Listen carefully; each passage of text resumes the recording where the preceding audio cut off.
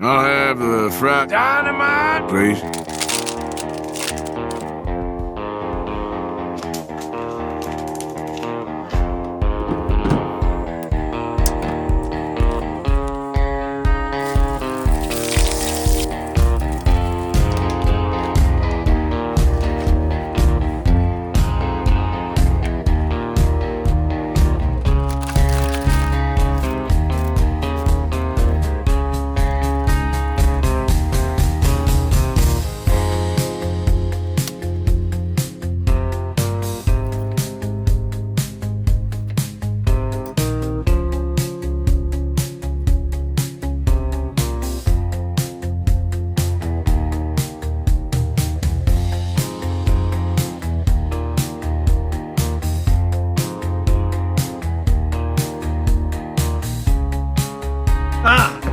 Yes, of course. Real excited to try this. Good, very